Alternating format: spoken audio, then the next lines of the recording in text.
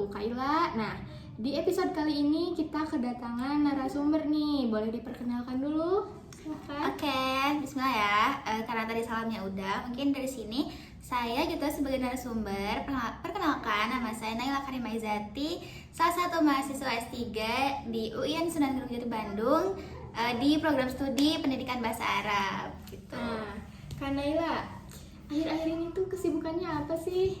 Oke, mungkin berbicara kesibukan aku ya, akhir-akhir ini tuh emang aku lagi sibuk-sibuknya sama tugas kuliah dan ada beberapa acara, entahlah itu kajian ataupun pengisi acara di beberapa acara di luar. Mungkin itu sih kalau kesibukan aku. Nah, teman-teman, di episode ini selama beberapa menit ke depan kita akan bahas satu kata yang super penting dalam agama Islam bersama Kak Naila. Nah, kata ini tuh kita sering dengar, sering banget dengar gitu ya, tanpa kita tuh tahu apa makna dari si kata ini.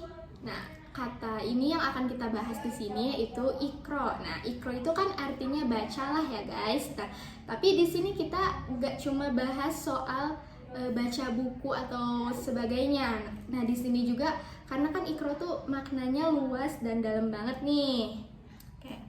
Mungkin sedikit ya aku menambahkan nih, memang topik pembicaraan itu sangat menarik sekali ya, apalagi kita membahas tentang kata ikro. Mungkin teman-teman juga udah gak asing ya dengan kata ikro.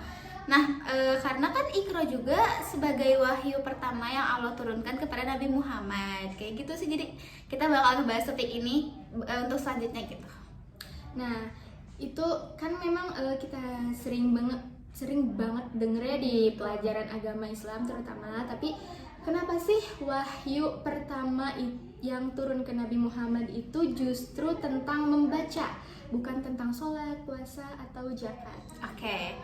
Jadi gini ya teman-teman semua, mungkin ikro di sini tuh kita tidak bisa mendefinisikannya cuma hanya sebagai artian membaca saja, membaca teks saja gitu. Tapi ikro di sini tuh kita lebih memahami dan memaknai dari suatu teks. Jadi esensi dari teks tersebut itu seperti apa? Misalnya ya, Kaila misalnya mendapatkan teks atau informasi terkait hoax di media sosial. Pasti kan Kaila harusnya memilah dan memilih terlebih dahulu ya, apakah berita itu tuh benar atau tidak, bermanfaat atau tidak, atau merugikan atau tidak. Seperti itu sih.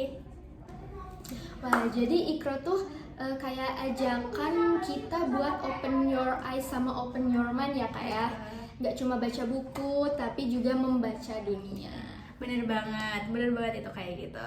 Nah, berarti bisa dibilang nih, ikro zaman sekarang tuh kayak ajakan buat jadi netizen yang cerdas dan gak gampang termakan hoax ya? Iya benar.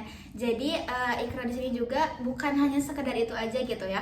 Karena ikro di sini tuh lebih ke bagaimana kita untuk merefleksikan diri kita, atau misalnya entahlah tujuan kita mau dibawa kemana, kita nanti kedepannya mau bagaimana, mungkin proses yang kita akan lakukan juga seperti apa, kayak gitu. Ya, setuju banget. Kadang tuh kita juga terlalu fokus sama dunia luar sampai lupa caranya untuk introspeksi sama diri sendiri. Benar.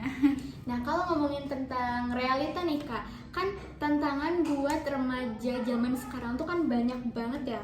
Kadang kan kita tuh ngerasa kayak udah baca banyak di internet, tapi malah jadi bikin bingung dan overthinking. Itu gimana Kak? Oke. Mungkin kalau di situ kita bisa melihat, nah kalau itu tuh kayak baca tapi tanpa memahami maknanya gitu. Kayak kita tahu nih bacaannya ini, tapi kita nggak tahu esensi dari bacaan itu tuh apa. Kayak kalau misalnya kita melihat dari kasus gitu ya, misalnya nih Kaila lagi jalan, ada sampah di tangan Kaila, terus ada papan nih misalnya, tulis saja dilarang buang sampah di sini. Tapi Kaila tetap buang sampah di tempat itu, padahal jelas-jelas sudah ada papan yang berisikan larangan ya untuk membuang sampah di situ. Karena berarti kan kalau kayak gitu kita memahami teks itu kan bukan hanya memahami gitu, kayak cuma hanya sekedar membaca malah ya, bukan memahami.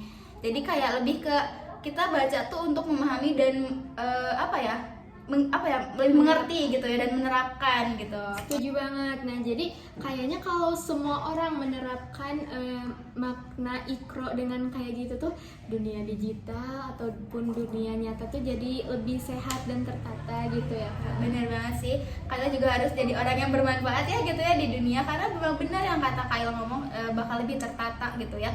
Dan kayak sekecil apapun Kyle punya ilmu tuh harus juga bermanfaat buat orang lain, dan jangan lupa buat ngajakin orang lain juga untuk lebih bermanfaat buat orang lainnya lagi gitu. Masya Allah, pembahasan kita hari ini tuh bener-bener bikin mikir ya teman-teman. Jadi ikro itu bukan cuma membaca, tapi memahami dan hidupi. Terima kasih banyak Kak Naila udah mau sharing-sharing dengan kita hari ini. Semoga pembahasan tentang menelaah konsep ikro, teori dan implikasi bisa menyentuh hati dan nyalain semangat belajar buat teman-teman semua. Oke, semoga bermanfaat ya teman-teman. Jangan lupa semangat untuk membaca dan berpikir. Siap. Oke teman-teman Cahaya Ilmu, jangan lupa bawa semangat ikro ke dalam keseharian kalian ya. Baca bukan cuman dengan mata tapi juga dengan hati. Sampai jumpa di episode selanjutnya. Wassalamualaikum warahmatullahi wabarakatuh.